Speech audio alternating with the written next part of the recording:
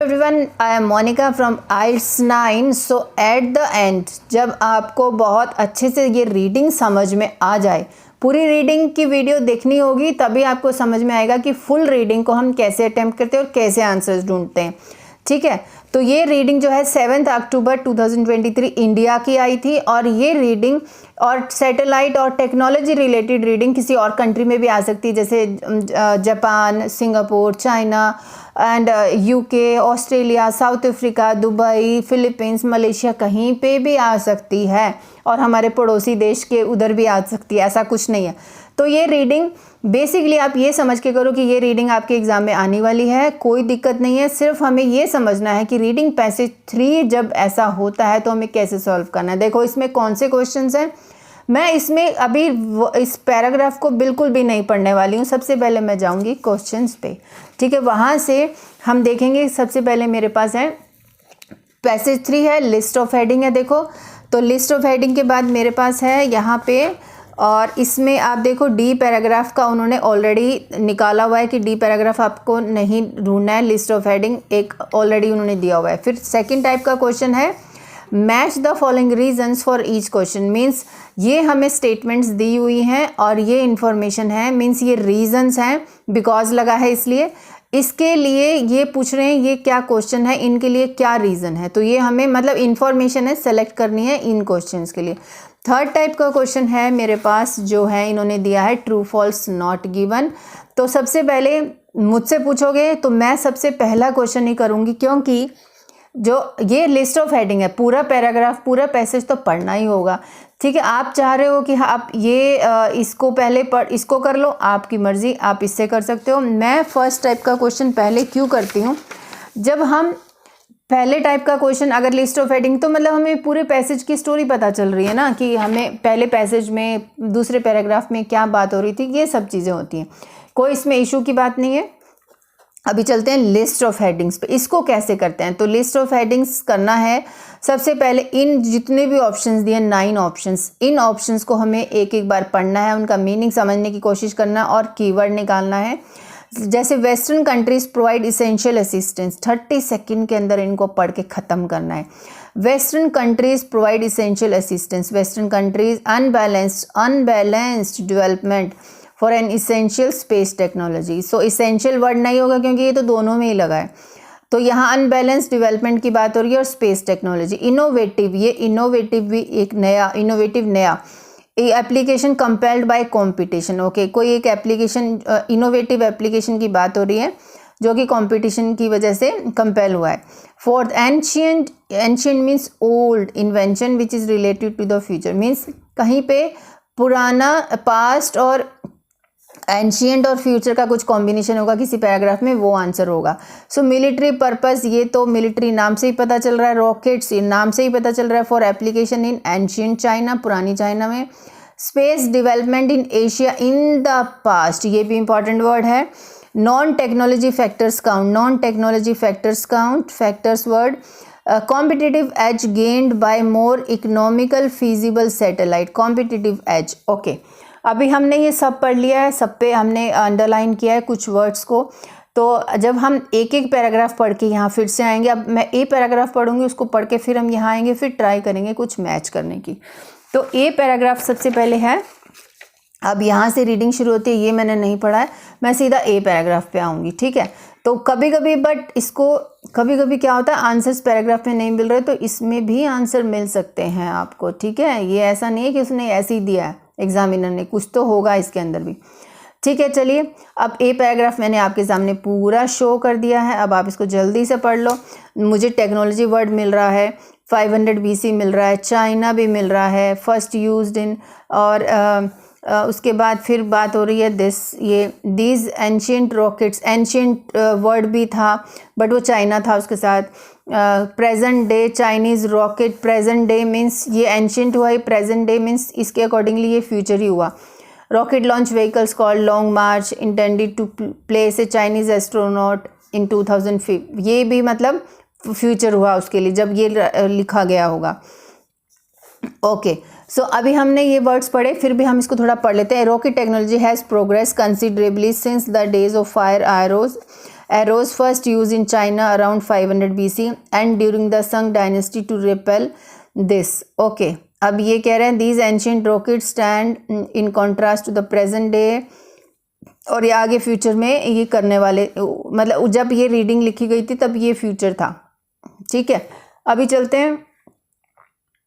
अब ये पूरे हम बी एक बार फिर से देख लेते हैं यहाँ पे कौन से मैच हो रहे हैं। एक तो ये वाला बात हो रही थी रॉकेट, और एक मैंने बताया था ancient invention which is related to the future. Ancient invention तो एंशियंट रॉकेट के बारे में बात हो रही थी और फ्यूचर के बारे में भी बात हो रही है, लेकिन ये भी मैच हो रहा है rockets for application in ancient China. तो रॉकेट्स की एप्लीकेशन पुराने चाइना में, एंशियंट चाइना तो वर्ड नहीं है लेकिन पुरानी बात हो रही है कि ये भी एंशियंट ही है।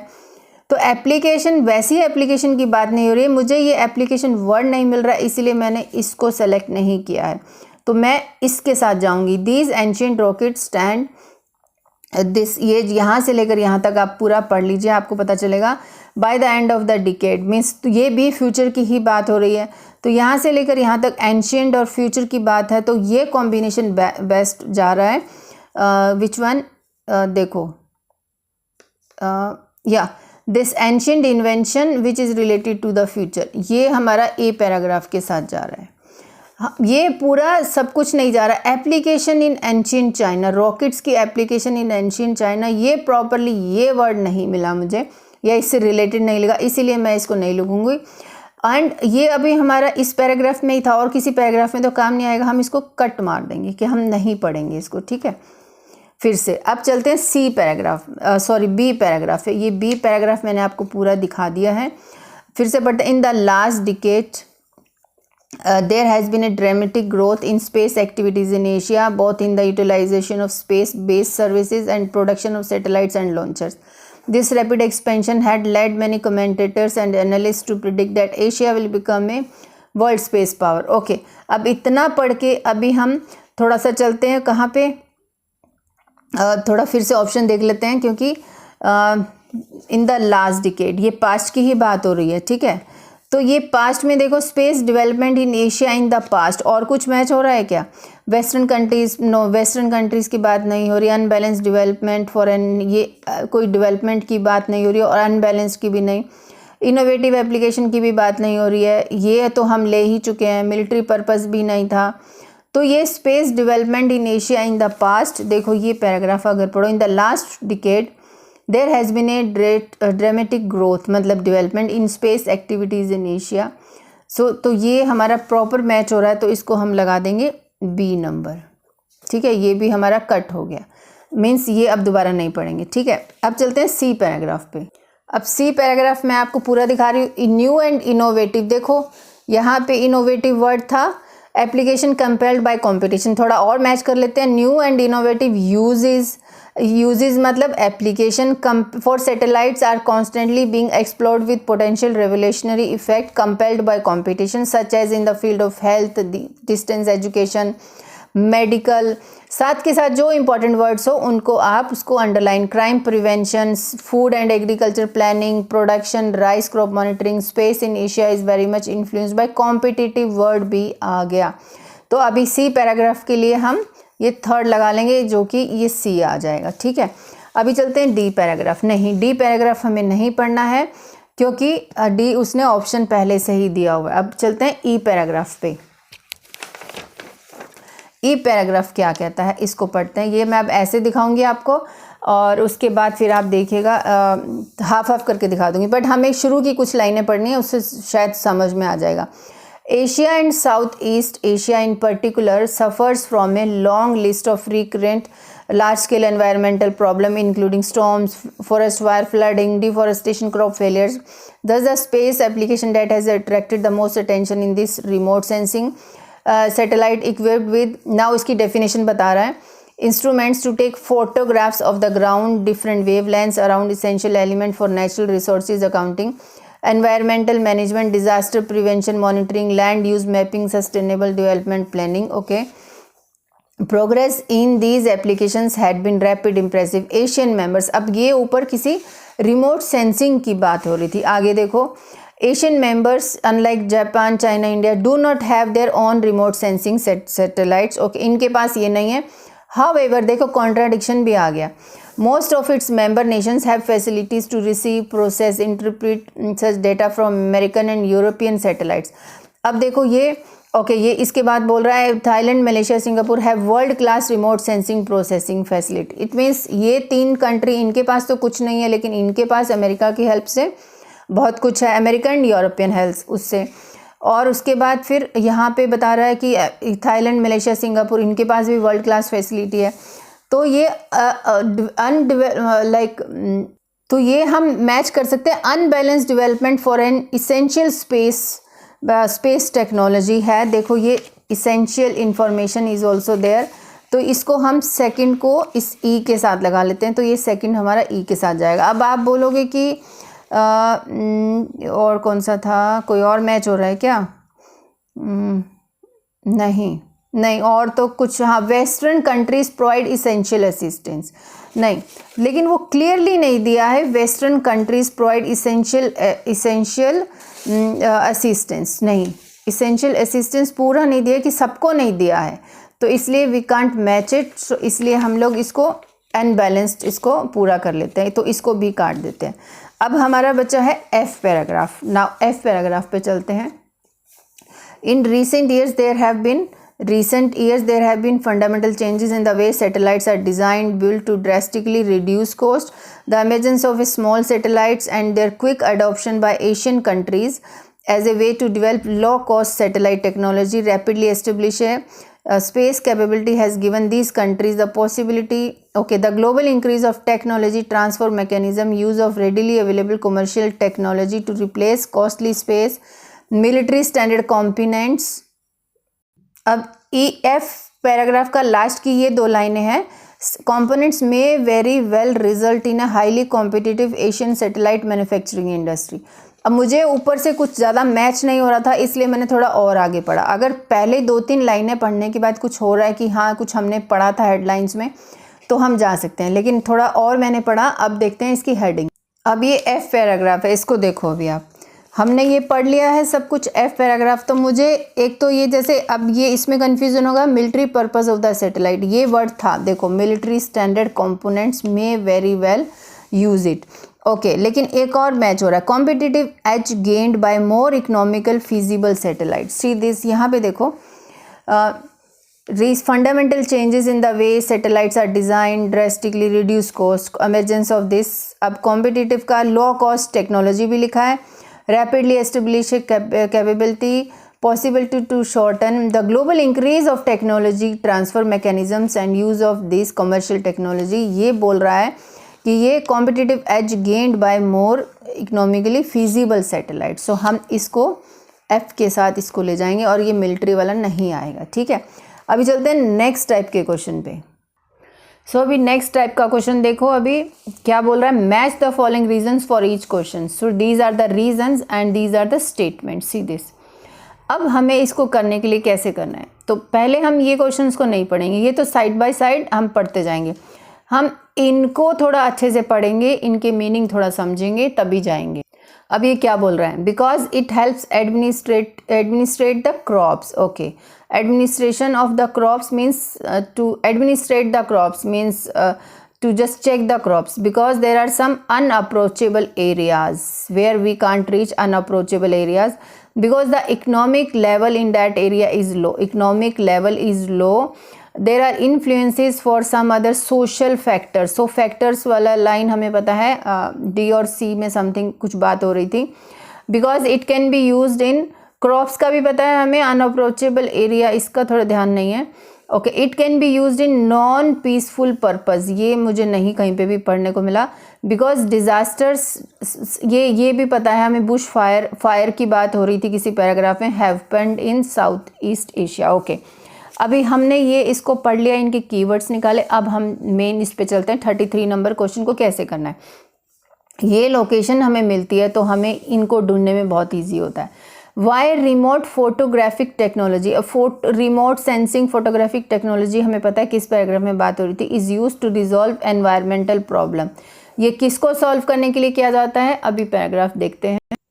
अब ये ई पैराग्राफ में बात हो रही है रिमोट फोटोग्राफी। देखो फोटोग्राफी की बात हो रही थी, remote sensing satellite equipped with instrument to take photo at the ground to provide essential information for natural resources accounting। so इससे पहले देखो ये फॉरेस्ट फायर्स की भी बात हो रही थी।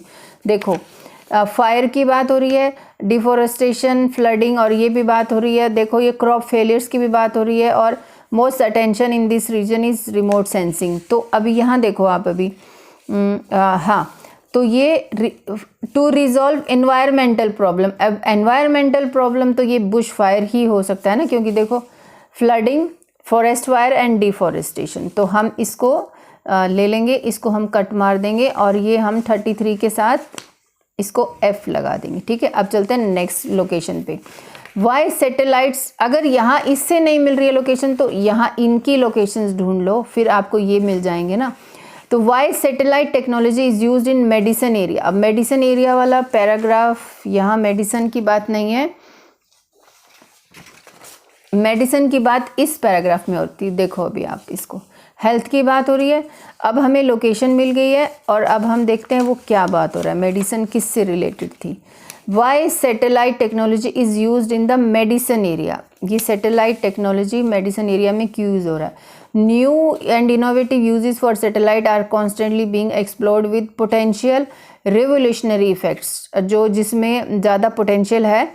As in field of health and ये सब नाम दिए हैं, food and agriculture, planning, production, space in Asia is very much influenced by competitive commercial space sector, the emergence of low cost mini and the globalization of industrial markets. It is now not evident how Asian space will develop in the coming decades in the face of trends. Okay, तो ये बात अभी नहीं हो रही है। तो यहाँ पे जो बात हो रही है unapproachable area, area is low, इन दोनों में से ही मुझे डाउट है कौन सा आ सकता है।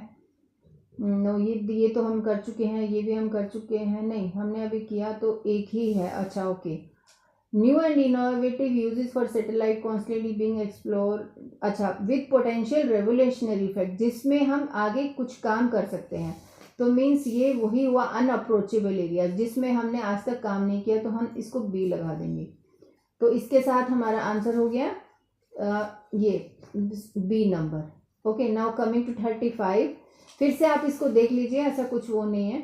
देखो जो पोटेंशियल रेवोल्यूशनरी इफेक्ट्स, मतलब जो जहाँ पे अभी तक हमने टच नहीं किया था, उसके बाद is low space in Asia is very much influenced by competitive emergence of low cost and globalization of it is not evident how space, फिर ये सब बातें इसने की है कि वो possible consequences for region. So no, अभी हमने सिर्फ इसी बेसिस पे अपना ये आंसर लगाया है कि ये पोटेंशियल रेवोल्यूशनरी इफेक्ट्स देगा।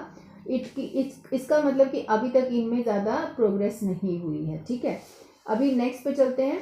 35th number question, why Asian country satellite technology is limited for development, और why satellite technology is deployed in an agriculture area. So agriculture area तो हमें पता ही है। देखो यहाँ पे एग्रीकल्चर सेम इसमें ही बात हो रही है।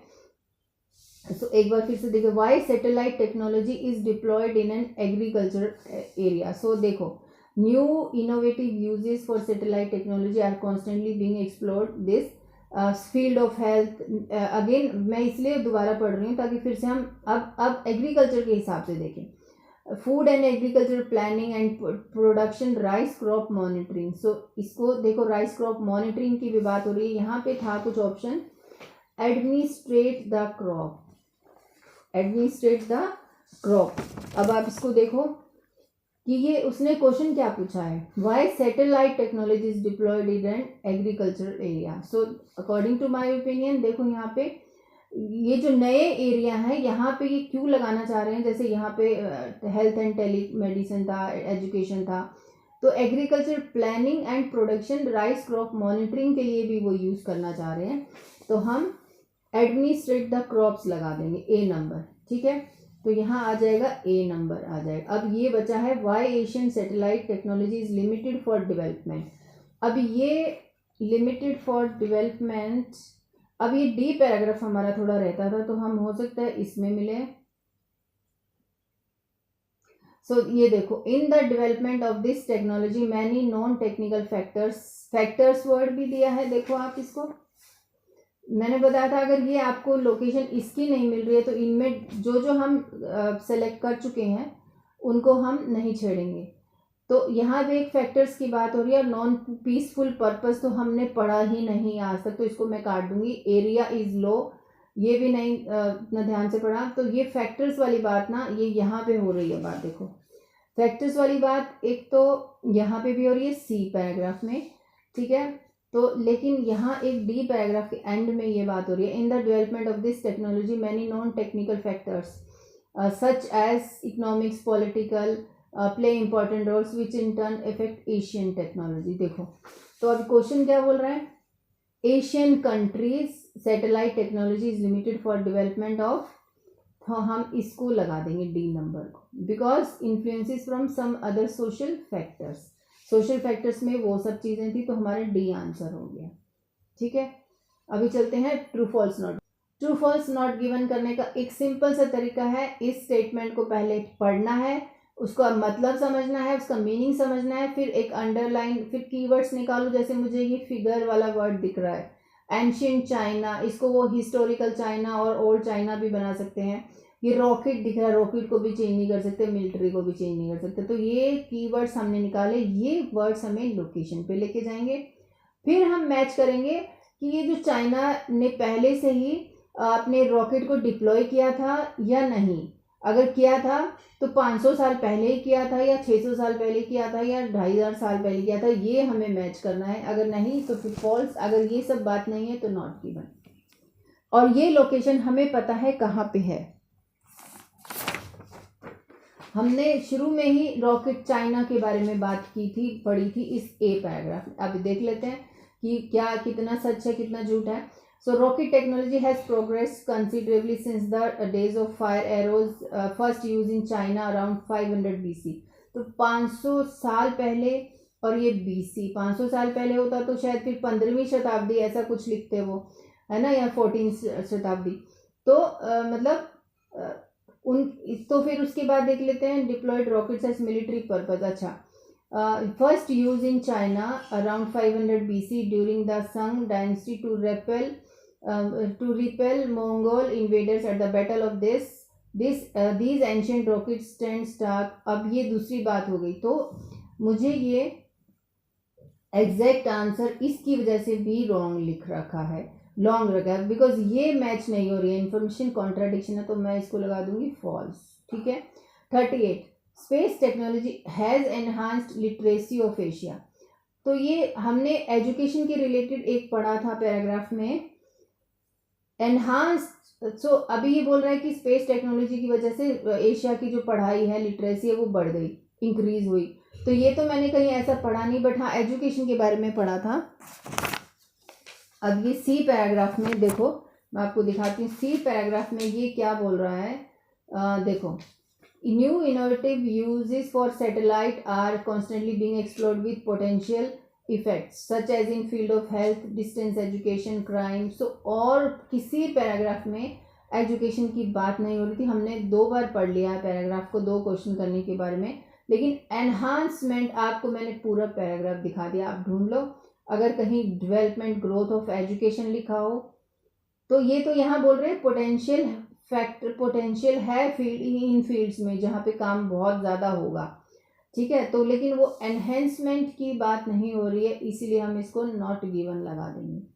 39 photos taken by a, photos वाला पैराग्राफ हमें पता है ई में बात हो रही थी। Photos taken by satellites with certain technology help predict some natural catastrophes, prevention and surveillance. अब आप कहोगे ये मीनिंग नहीं आता, नहीं आता तो छोड़ दो, ठीक है। एग्जाम में नहीं आता है, हमें मीनिंग, हमें कोई गूगल करने नहीं देगा, फ़ोन नहीं होगा हमारे पास, तो कैसे होगा। तो ये हमने वर्ड, मैंने ये निकाला, ये 3 वर्ड्स हैं। फोटोज टेकन बाय सैटेलाइट, पहले फोटोज वाले पैराग्राफ पे चलते हैं। तो इस पैराग्राफ ई पैराग्राफ में, ये ई पैराग्राफ जो है ये देखो हमारा, इसमें बात हो रही थी फोटोज वाली बात, ठीक है। फोटोज टेकन बाय सैटेलाइट, अब यहाँ फोटोग्राफ्स लिखा ना, photographs remote sensing satellite equipped with instrument to take photographs of the ground and different wavelengths, provide essential information for natural resources accounting, environmental management, disaster prevention word भी दिया था, monitoring भी दिया था। और अब देखते हैं इसको, predict some natural catastrophe means calamities prevention and surveillance. देखो अभी मॉनिटर की जगह पे उसने सर्वेलेंस लिखा है, मैं अभी दिखाती हूँ आपको, अभी आप बेटर पढ़ पाओगे। 39 है, देखो अभी ये इसने मॉनिटरिंग की जगह सर्वेलेंस लिख दिया, और taking photograph satellite with certain technology, ये टेक्नोलॉजी का नाम इसने लिया remote sensing technology equipped with this. तो सभी चीज़ें उसने लिखा है, अकाउंटिंग भी लिखा है, एनवायरमेंटल मैनेजमेंट भी लिखा है, डिजास्टर प्रिवेंशन भी लिखा है, तो मॉनिटरिंग भी लिखा है, तो ये अपना आंसर हुआ ट्रू। ठीक है। 40 number, commercial competition constitutes a boosting factor to Asian technology. अब कॉमर्शियल कंपटीशन ये एफ पैराग्राफ में, क्योंकि अब ये चीज़ देखो जहाँ पे 39 की लोकेशन मिलेगी उसके बाद आपको 40 की लोकेशन मिलेगी। अब ये ई पैराग्राफ हमारा हो गया, अब एफ पे चलते हैं। यहाँ पे कॉमर्शियल की कुछ बात हो रही है, मैं आपको पैराग्राफ और क्वेश्चन दोनों।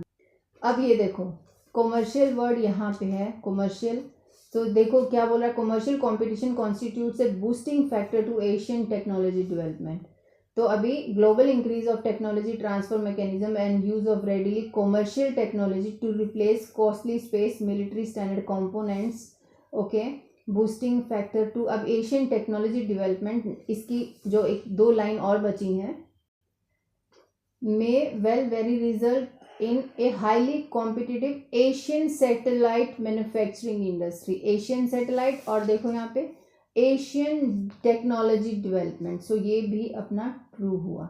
आप इसको फिर से देखो, commercial competition constitutes a boosting factor, देखो अभी ये क्या बोल रहा है, ये हमारी लास्ट लाइन है, इसको पढ़ो और आप देखो, ये पैराग्राफ फुल है, आप इसको देख सकते हो, फिर से आंसर लगा सकते हो।